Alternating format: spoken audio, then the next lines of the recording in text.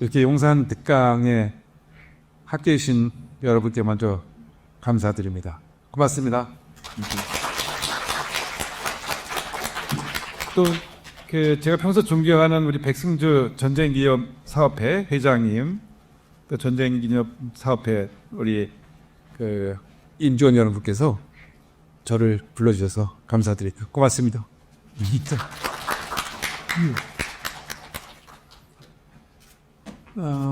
제가 꼭 8년 전에 2016년 12월 이맘때쯤에 트럼프 1기 행정부 출범을 앞두고 이 자리에 함께하고 계신 우리 백승주 회장님 모시고 당시 여당이었던 새누리당의 방비 특사단 단장 자격으로 3박 5일간 일정으로 미국을 방문해서 우리의 입장을 설명하고 온 그런 일이 있습니다.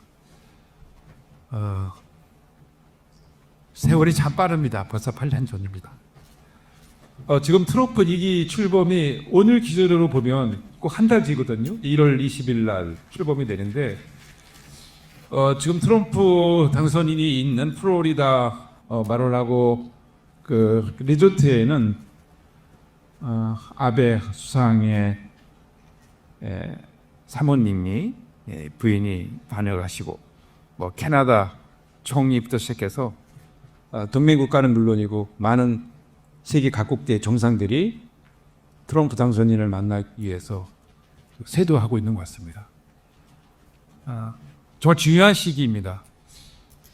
트럼프 2기가 본격적으로 출범하면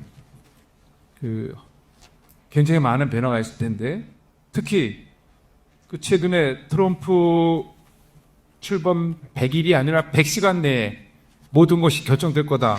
한국의 문제에 대해서 이렇게 전망하는 사람도 있었지 않았습니까? 그런데 오늘 제가 이 자리에 쓴 것은 아무튼 트럼프 1기의 새누리당의 방미 특사단장을 맡았던 그때의 경험 그리고 그때 있었던 상황을 좀 소개도 해드리고 또 우리 정부와 국회를 비롯한 정치권에서 어떻게 해야 되는지에 대해서 제 소견을 좀 말씀드리고자 합니다. 다행이군요. 우리 민간인 차원에서 기업들이 많은 노력들을 하고 있더라고요. 민간 기업에서 방미단을 만들어서 기민하게 대응을 하고 있어서 정부가 미처 하지 못한 일들, 정치권이 하지 못한 일들을 또 민간 기업인들이 해주고 계셔서 너무 감사하고 대한민국이 그렇게 만만한 나라가 아니구나. 정부와 정치권이 못하면 기업인들이 또 국민들이 이렇게 응원 속에서 우리의 대한민국의 국익을 위해서 열심히 뛰어주고 있구나. 그래서 감동을 받았습니다. 8년 전하고 꼭 데자뷰예요. 정치 상황이나 한미 현안 관계나 어쩌면 이렇게 같을 수가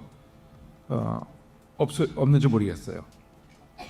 8년 전에도 박근혜 대통령이 10월 9일에 탄핵을 되셨습니다. 그렇게서 이번에도 윤석열 대통령이 12월 15일 날 탄핵이 됐지 않습니까? 거의 같은 시기예요. 트럼프 대통령 1기 때 이렇게 됐고 또 2기 때 출범을 앞두고 또 이렇게 됐습니다. 또 한미 간의 현안에 대해서도 큰 차이가 없어요. 그 당시 저희가 방미 특사단이 갈 때 당면한 문제가 세 가지가 큰 이슈가 있었는데 첫 번째가 북핵 문제, 해법을 한미 간에 어떻게 풀어갈 것인가, 또 우리의 입장은 무엇인가를 설명하는 트럼프 행정부 인수위원회나 또 미의회 상원 하원의 지도자들, 또 싱크탱크 책임자들, 정부의 관리들 이런 분들한테 설명하는 우리 특사단이 설명하는 이런 시간이었는데 그때하고 지금 상황은 별 차이가 없어요. 북핵 문제 관련돼서고. 두 번째는 이제 소위 말해서 방위비 분담금 문제, 주한미군 주둔 비용 인상 문제 관련해서도 큰 차이가 지금도 없습니다. 세 번째는 이제 한미 FTA 문제인데 그 당시에는 한미 FTA가 트럼프 대통령이 불공정한 협정에 따라서 개정을 요구했었는데 지금도 그것이 이번에도 또 그런 얘기를 나오고 있습니다. 그래서 8년 전에 트럼프 1기 때 한미 간 현안이었던 북핵 문제, 주한미군 주둔비용인 방위비 협상 문제, 경제 문제, 한미 FTA 이것이 똑같아요 거의.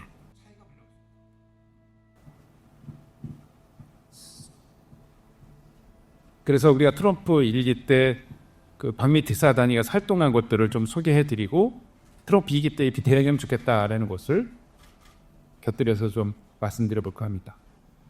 당시 제일 큰 현안은 역시 북핵 문제였습니다. 왜냐하면 북핵 문제는 아시다시피 그 대한민국이 가지고 있는 최대의 그 안보 위협이지 않습니까? 그런데 트럼프 당선인이 그 당시에 후보 시절 때 자기가 당선이 되면 김정은을 초청해서 햄버거를 먹으면서 핵단파를 짓겠다. 이렇게 그 당시 임기 때 그런 얘기를 했어요. 실제 당선이 됐습니다. 저희들은 좀 불안했던 것이 트럼프와 김정은의 햄버거 회담이 북한의 비핵화를 의미하면은 마음이 놓일 텐데 사실 북한의 비핵화보다도 핵 동결 쪽으로 간다면 대한민국은 정말 큰일 아니겠습니까? 완전히 대한민국 패싱되는 거죠. 북핵의 안보, 북핵 문제의 가장 큰 당사자는 대한민국인데 미국과 북한이 우리를 패싱하고 비핵화가 아닌 핵 동결로 간다면 우리는 고스란히 북한 김정은 정권 핵 인질이 될 수밖에 없는 그런 상황에 놓이는 거 아니겠습니까? 저희는 그 문제를 가지고 염두에 두고 그 당시에 이제 방미를 했던 거죠. 그 일기 때 저희들이 그랬어요. 가서 모든 만나는 트럼프 행정부의 인수위원들, 상하원의 의회 지도자들, 싱크탱크 창임자들에 대해 하는 얘기가 마침 그때 2016년에는 무슨 일이 있었냐면 북한이 6차 핵실험을 했잖아요. 지금까지. 근데 2016년에 2차례나 했습니다. 핵실험을. 1월 달에 하고 9월 달에. 저희들이 갔을 때가 12월 달이에요. 그러니까 2016년에 이미 2번 핵실험을 한 상태에서 우리 방미 특사단이 갔기 때문에 그 당시 북핵 문제가 가장 큰 저희들의 이슈 중에 하나였고 이것을 어떻게 든지 국민들이 불안하지 않고 북핵 문제를 해결할 수 있는 해법을 우리가 만들어야 된다라는 그런 또 사명감을 가지고 그런 문제였습니다. 그래서 만난 사람마다 어떻게 얘기했냐면 트럼프와 김정은이 햄버거 회담에 대한민국이 꼭 참여해야 된다. 대한민국이 패싱하면 안 된다. 같이 햄버거를 먹어야 된다. 그리고 그 햄버거 회담은 북한의 비핵화가 반드시 돼야 된다. 만약에 북한의 비핵화가 아니라 핵 동결로, 그러니까 트럼프 입장에서는 북한의 김정은의 핵이 미국에까지만 도달하지 않는다면 ICBM에 장착된 핵탄두가 12,000km를 넘어서 미국 본토에만 도달하지 않는다면 그 선에서 적당히 동결시켜버리는 그런 뉘앙스를 가진 그런 의미를 가진 회담을 얘기했어요. 거기다가 추가로 무슨 있었냐? 주한미군도 철수할 수 있다라는 얘기를 했지 않습니까? 만약에 방위비 분담금, 주한미군 주둔 비용을 대한민국이 더 추가 비용을 추가로 더 늘리지 않으면 주한미군도 철수할 수 있다. 이렇게 얘기를 했었어요. 후보 시절에도. 그러면 우리 대한민국은 뭐가 됩니까? 그냥 미국의 핵 우산에 의존하고 있는 대한민국의 핵 대응 관련된 여러 가지 군사상의 그 대응 방안이 완전히 그냥 무너지는 거예요. 핵우산이 완전히 접히는 상황으로 가는 게 아니겠습니까?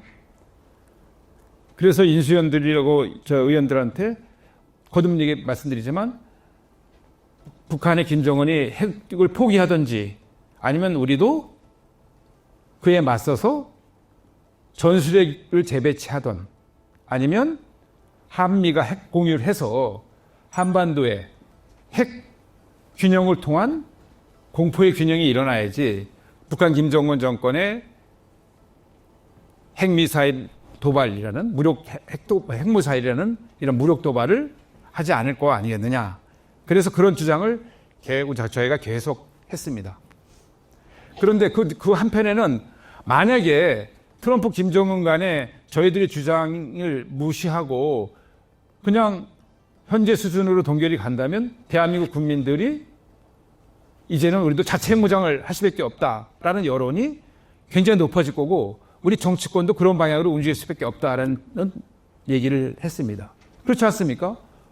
우리 대한민국의 우리 국민들의 안전은 우리 스스로 지켜야지 그걸 누구한테 맡기겠습니까? 미국의 해구산이 접히는 상황에서 그러면 우리는 그냥 북한의 핵미사일 공격을 그냥 받아도 된다는 건지 그건 말이 안 되잖아요. 그래서 저희들은 그 북핵 문제 해법과 관련돼서는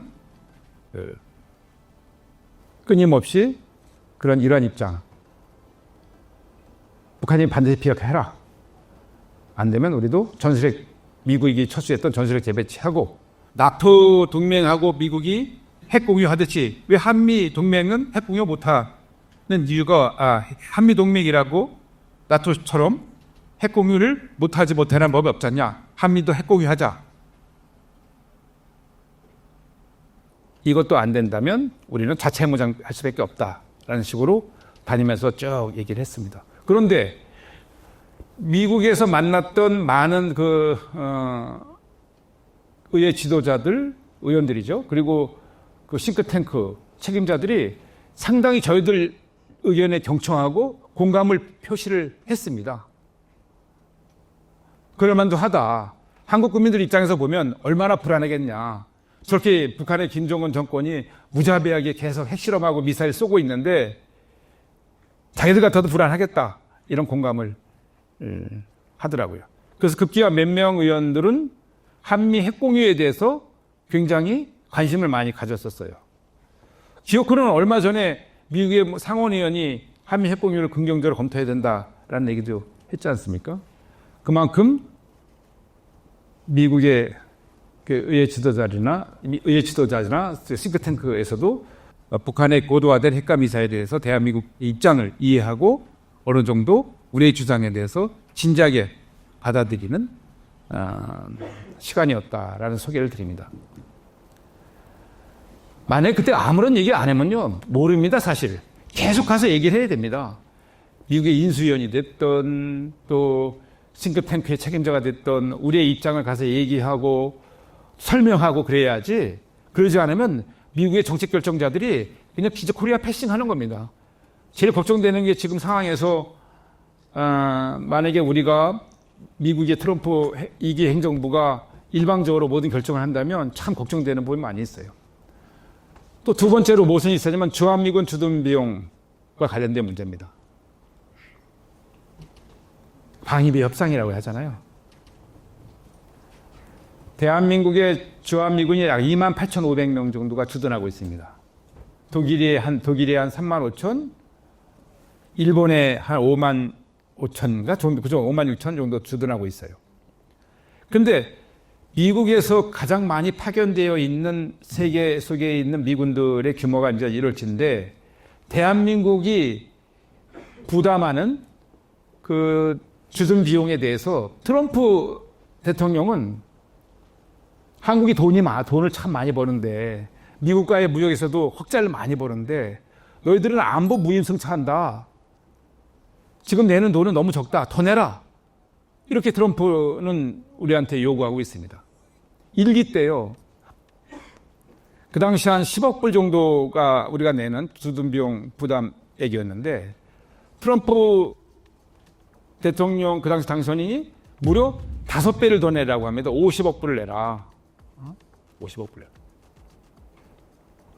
그러니까 뭐 적당히 협의해서 물가 상승분 여러 가지를 고려해서 이제 그 주한미군 주둔 비용은 양국이 이제 협상을 해서 결정하는 건데 트럼프를 붙잡고 5배 내라는 겁니다. 확치고 나간 거죠. 확치고 나간. 여기서 재미있는 사실 하나 말씀드리면 저희가 그 트럼프 일기 때 특사단이 방문했을 때 첫날입니다.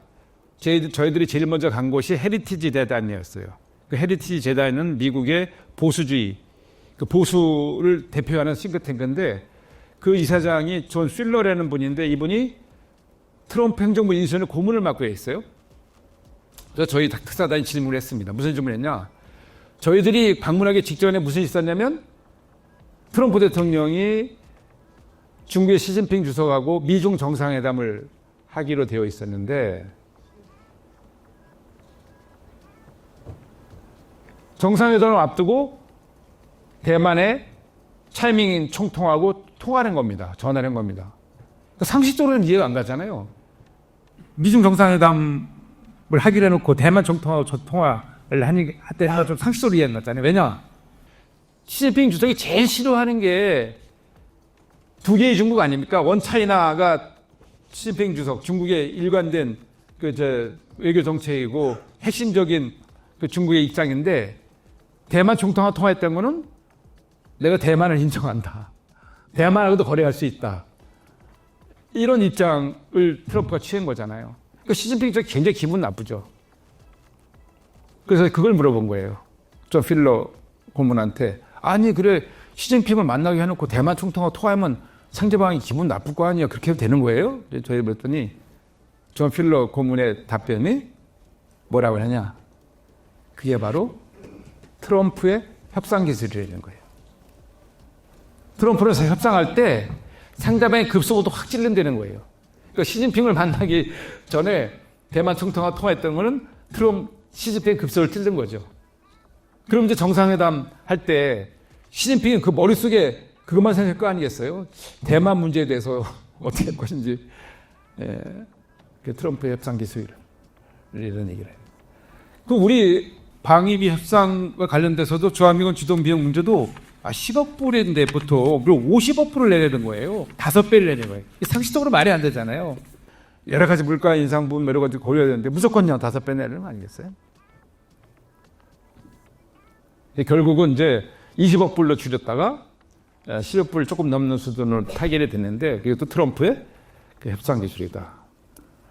여기 이제 우리 백승조 회장님께서 잠깐 설교드리면 그 문제는 그 당시 특사단으로 우리 백승조 회장님이 담당하셨어요. 주한미군 주둔 비용 문제, 방위비 협상 문제는 이제 국방부 차관도 지내시고 대한민국의 최고 안보 전문가이시기 때문에 이 문제를 전담해서 당시 특사를 맡아서 하셨는데 그때 이제 말씀하시기 기억나는 게 아니 일본 한 2% 정도 내고 그다음에 GDP 전체 GDP 국방비를 한 2% 정도 내고 나토도 한 뭐 그 정도 내는데 우리 대한민국은 한 2.5% 낸다. 전체 GDP 방위비 지출액이 상당히 대한민국은 많이 내는 거다.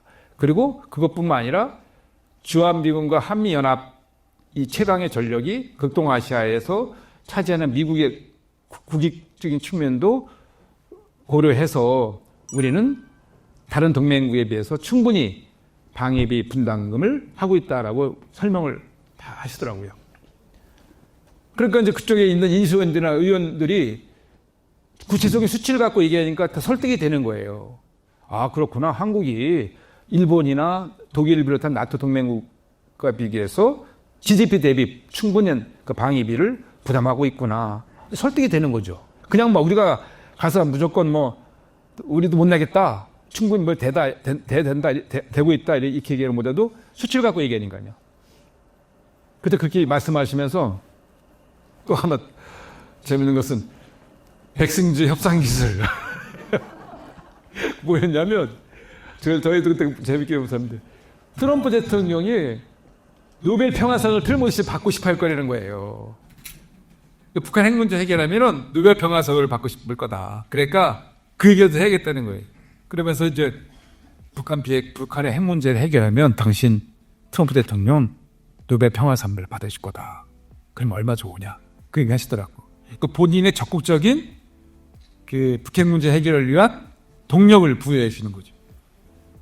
그래서 그때 특사 역할을 아주 단단히 하셨는데 그 반에 많이 부드러워지고 미국 의원들이나 그 인수위원회 핵심 멤버들이 끄덕끄덕 하시더라고요. 그때도 재밌는 게 트럼프 행정부 인수위원회 부위원장을 2명이나 만났어요. 탐 리드라는 분하고 마샬 블랙번이라는 의원을 만났는데 그 미국에서 인수위원회 구성되면 외국 특사단을 안 만난대요. 왜냐하면 로비를 당할까 봐 정책에 있어서 변경 시도가 될 거 아니겠어요. 그래서 안 만난대요. 안 만나주지 않는데요. 근데 저희들이 3박 5일 기간 동안에 정말 미국에 내놓으려는 외교 안보 분야의 최고의 정책 결정자들, 의회 지도자들 다 만났습니다. 에드로이스 외무위원장, 그부터 시작해서 인수위원회 아까 말씀드린 고문 부위원장, 뭐 등등 군사위원회, 그 로저스 그 상원의원, 뭐 등등 상하원의원들 많이 만났어요. 우리 정부가 그때 많이 노력했습니다. 3박 5일 동안. 그 당시 저희가 박근혜 대통령 12월 9일 날 표결을 앞두고 있었는데 저희도 심정을 오죽하겠어요. 근데 저희들 일정은 한 달 전에 다 잡아놓은 거거든요. 그 당시 정부와 또 외교부를 중심으로 한 뭐 외교부, 국정원 모든 기관에서 우리 트럼프 당선인이 워낙 얼루 튈 수 모르는 그런 사람이고 아메리카 퍼스트를 내세우면서 그 동맹국들에게 상당히 부담을 주고 있기 때문에 이때 우리 입장을 전달하지 않으면 대한민국 상당히 국익에 불이익을 받을 거다라는 그 사명감 때문에 저희 특사단이 새누리당 방미 특사단이 그 여기 계신 우리 백승주 의원님, 그다음에 그 한미 FTA 관련돼서는 경제 전문가인 이혜원 의원님, 그다음에 그 외교통일위원회 간사였던 윤영석 의원님, 정당 외교는 김세현 의원님, 그리고 인천시장을 역임하신 안상수, 통상문제는 안상수 의원님, 이렇게 방문단을 구성했는데 저희들 정말 간절한 마음으로 가서 다 우리 입장을 한 명 한 명 붙잡고 얘기했습니다. 그게 바로 이제 8년 전 얘기인데. 아무튼 그래서 노벨 평화상을 얘기를 하니까 그쪽에서도 이제 마음이 이렇게 막 좀 열어지고 그래요. 근데 그 인수위원회 만나서 얘기했는데 되게 중요한 게 그 중에 마샬 블랙번이라는 그 여성 의원이 계셨는데 할아버지가 한국전에 참전했다는 거예요. 그러니까 한국전에 참전했으니까 한국에 대한 애정이 많잖아요. 더 한국 의원들을 만나니까 더 반가운 거예요. 다른 뭐 일화도 많지만 아무튼 역시 직접 이렇게 가서 대화하고 만나서 얘기하고 설득하고 하는 노력들이 굉장히 중요하다. 저희들이 나름대로 보람을 느꼈던 그런 시간이었습니다. 그래서 북핵 문제에 관련돼서는 저희들이 그렇게 쭉 설명하고 그 방위비 분담 문제에 대해서도 우리 백승주 우리 회장님, 전쟁님 사회 그 당시 이제 의원님이 그 충분한 얘기를 해서 결국은 그 미국의 인수위원들하고 의회 지도자들한테 우리 입장을 잘 설명해서 나름대로 성과를 받았던 그런 시간이었습니다. 근데 한미 FTA 경제 문제와 관련돼서는 그때 의외로 얘기를 안 하더라고요.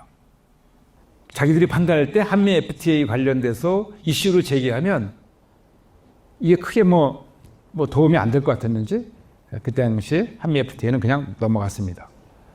그래서 트럼프 일기 때 저희들이 가서 노력했던 당시 당면 현안이었던 북핵 문제, 방위비 협상 문제, 그다음에 한미 FTA 문제는 이렇게 마무리가 되고 왔습니다. 자, 그래서 저는 이제 트럼프 2기 때 어떻게 하느냐. 트럼프 2기 때도 그대로잖아요. 변한 게 없어요. 북핵 문제도 그대로 지금 트럼프 대통령이 당선인이 김정은하고 직접 만난다는 거 아니겠어요? 대북 특사까지 임명했다는 거는 바로 직거래하겠다는 거예요. 걱정이 많이 되는 부분입니다. 자, 그러면 트럼프 1기 때는 트럼프 대통령이 비핵화에 중점을 많이 뒀잖아요. 그리고 트럼프하고 김정은하고 그 미국 정상회담을 3차례 했어요. 북핵 문제 해결을 위해서 싱가포르 회담, 하노이 회담, 판문점 회담 이렇게 3차례나 그 북핵 문제 해결을 위해서 협상을 했습니다. 결국 그 협상 딜이 어떻게 끝났습니까? 노딜로 끝났잖아요. 그때 뭐 스몰 딜, 뭐 빅 딜, 노딜로 끝났잖아요. 쉽게 말씀드려서 스몰 딜이라는 것은 지금 두 축이잖아요. 북한의 비핵화와 북한의 해를 갖고 있기 때문에 국제사회에서 제재하는 거. 그 스몰 딜은 뭐냐면 빅딜이 붙어있는 빅딜은 북한이 완전히 비핵화되면 이 제재를 완전히 풀겠다는 게 빅딜이잖아요. 이거 갖고 이제 협상을 했던 겁니다. 스몰 딜은 북한의 그 핵과 미사일을 동결 상태로 가면 일부 제재 완화하겠다는 게 이게 스몰 딜입니다. 근데 결국은 스몰 딜도 아니고 빅 딜도 아니고 이제 노 딜로 끝났어요. 그게 트럼프의 마지막이었습니다. 근데 제가 걱정되는 건 뭐냐? 트럼프 대통령이 그 당시에 그 폼페이오 장관, 국무장관이나 야스퍼 국방장관의 회고록을 보면 갑자기 그냥 주한미군 철수를 트위터에 올리려다가 그 야스퍼 국방장관 그 당시에 국방장관 회고록을 보면 트럼프가 일반적으로 트위터에다가 주한미군 철수 올리기 직전에 말려서 안 올렸다는 거예요. 폼페이오 국무장관 회고록 보면 주한미군 철수도 하려고 했다가 설득했대요. 아이 트럼프 대통령 다음에 당선되면 미치권 이기 때 하자. 트럼프 이기 때 우리 주한미군 철수를 가장 먼저 우선 정책하겠다. 이런 식보록이 다 우리 국민들한테 소개됐어요. 개 걱정되는 부분이에요. 지금 사실 주한미군은 우리 해구산 아닙니까? 쉽게 말씀드려서 이 주한미군 철수하면 해구산이 잡히는 거예요. 그럼 우리는 북한의 핵에 어떻게 대응하라는 말이에요. 지금 우리가 갖고 있는 북한 핵 위협에 대응하는 방법은 삼축 체계라고 해서 여러분이 다 아시다시피 뭐 킬체인 시스템, 그다음 한국형 미사일 방어 체계 KMD, 뭐 대량 응징 뭐 이렇게 삼축 체계를 하고 있지만 이게 과연 북한의 핵 미사일에 고도화된 이 상황에서 대응이 충분한가? 사실 굉장히 갸우뚱하는 게 많잖아요. 결국 핵은 핵을 억제할 수밖에 없잖아요. 북한의 핵은 핵으로 같이 억제할 수 있는데 이 공포의 균형, 우리도 자체 핵무장을 하던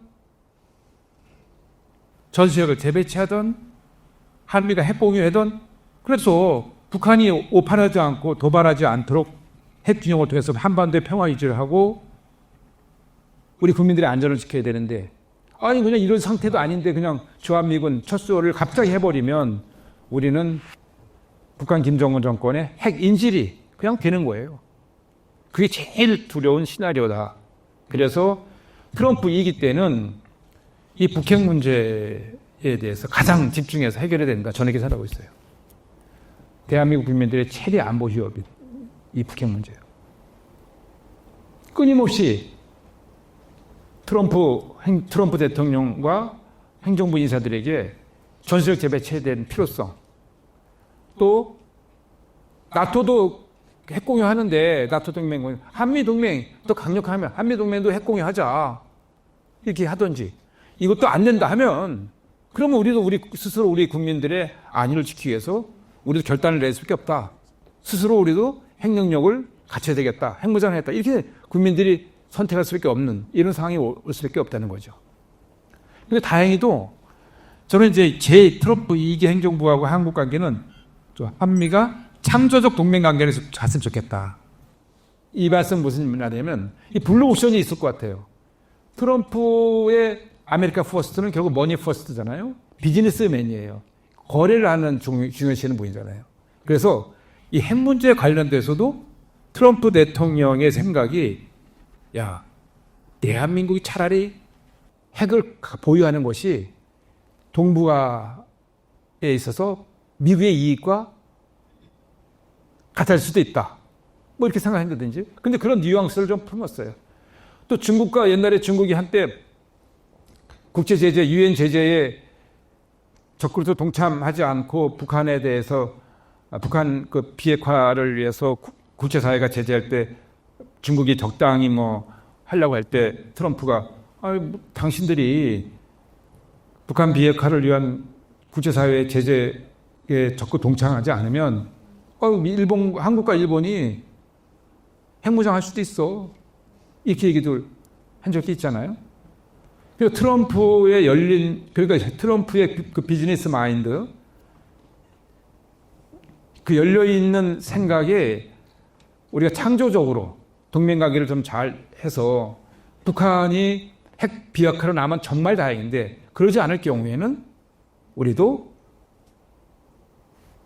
한반도에 차라리 대한민국이 핵 능력을 갖추는 것이 이 동북아 평화를 위해서 한반도의 안정을 해서 도움이 된다라고 하면 새로운 또 타협도 일어날 수 있다. 저는 이렇게 생각합니다.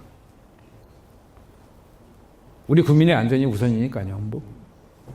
그다음에 두 번째로 이 주한미군 주둔 비용 문제 관련돼서도 그 트럼프 대통령은 성격상 말을 뱉으면 꼭 합니다.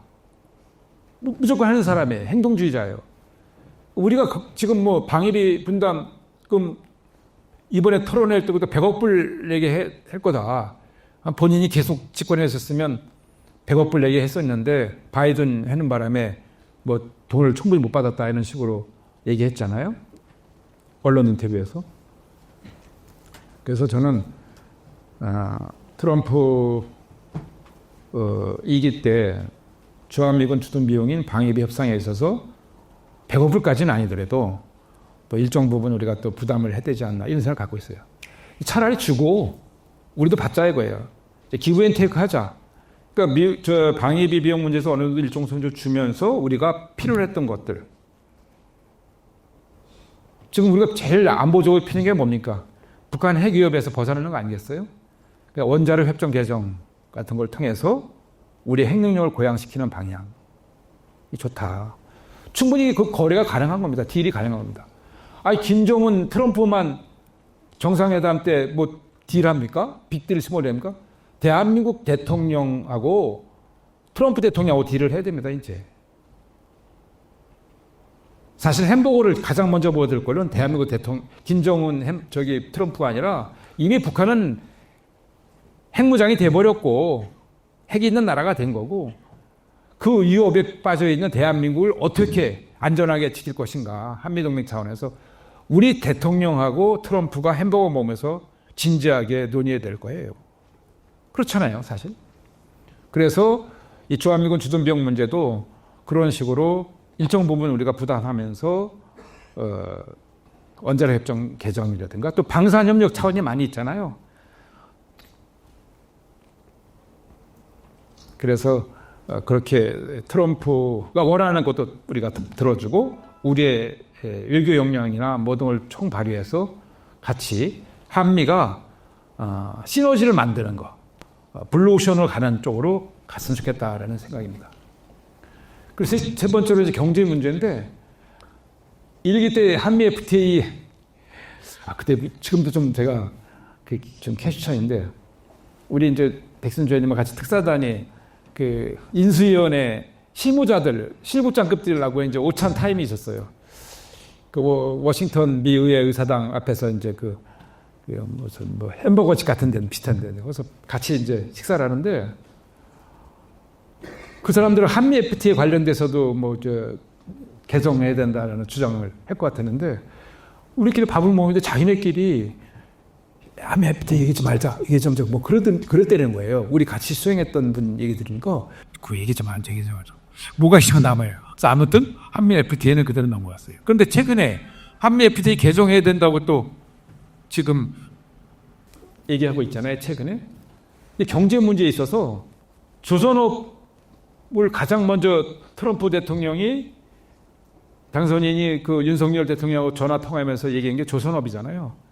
조선업 조선업 통해서 미국에 뭐 군함 수리도 하고 정비도 하고 우리는 뭐 조선업이 발전하면 좋고 이렇게 하고 있잖아요. 그러니까 이 방산 쪽에 K 방산 쪽에 또 새로운 블루오션이 있을 수 있다. 그 조선업 단순히 조선업 미국의 함정만 고치는 게 아니라 지금 뭐 예를 들어서 뭐 탄약이라든가 뭐 저희들이 미국에 같이 미국과 함께 방산 쪽에 협력을 하면서 키워할 분야가 많이 있다고 생각하거든요. 뭐 우크라이나 전쟁 여파도 있고 또 새로운 여러 가지 필요성에 있어서 그래서 이번 기회에 그 경제 분야는 새로운 좀 해법을 찾아서 협력해 나가면 트럼프 이기 때 우리가 피해의식만 너무 갖지 말고 막 트럼프가 핵 문제 관련돼서 뭐 또 김정은하고 해서 우리 그냥 패싱하고 우리는 북한의 김정은의 그 핵으로 또 인질이 돼서 공포에 시달리면서 이 안보 문제 때문에 전전긍긍하고 또 방위비 분담금 더 올려달라고 그래. 올려달라도 안 주면 주한미군 철수한다고 막 협박하고 이게 문제 그래 관세 또 올린다고 하고 이렇게 하면은 굉장히 우리는 어떡하나 고민만 할 줄 아니라 적극적으로 우리가 창조적인 외교, 창조적인 한미 동맹 관계로 가자라는 기치하에 블루오션으로 나가자 그러기 위해서 우리가 새로운 해법을 자꾸만 제시하고 미국에 끌고 갈 수 있는 이런 역량도 할 수 있는 나라다. 그런 국민이고 그런 역량을 갖고 있다. 저는 이렇게 생각합니다. 그래서 그런 환경도 돼 있고요. 그렇게 했으면 좋겠다는 그런 소망을 가지고 다행스럽게 이제 한 달밖에 안 남았지만 한덕수 권한대행께서도 뭐 방미 문제에 대해서 고민 또 생각하고 논의를 하는 건지 모르겠지만 아무튼 언론 보도를 보면 지금 권한대행 체제지만 그 주미대사도 역임하시고 한미 관계 아주 굉장히 박학다식하신 분이니까 방미할 수도 있다. 또 조태열 외교부 장관도 특사단을 만들어서 갈 수도 있다. 이런 보도 나오잖아요. 우리 그 국민의힘이나 국회에서도 그런 얘기가 나오는데 저는 무조건 가야 된다 생각합니다. 가서 한 명을 만나도 두 명을 만나도 가야 된다 생각합니다. 특사단이 가서 트럼프 행정부의 주요 이사들 또 싱크탱크들 만나서 우리의 입장 설명하는 거 다 미국 언론을 통해서 보도되고 그것이 다 트럼프에 전달될 수 있도록 해야 된다 생각합니다. 한 달 남았지만 내일이라도 모레라도 일주일 남았더라도 달려가서 할 필요성이 있다. 그리고 그러한 그 블루오션을 새로 만드는데 귀를 열고 마음을 열 수 있도록 그런 게 좋겠다라는 것이 제가 트럼프 1기 때 방미 특사단의 일원으로 다녀왔던 그런 소감이라는 말씀드립니다. 자, 이걸로 준비했던 그 트럼프 2기 한미 관계에 대해서 또 새로운 해법이 나왔으면 좋겠다는 소망을 담아서 말씀을 드렸습니다. 경청해 주셔서 감사합니다. 고맙습니다.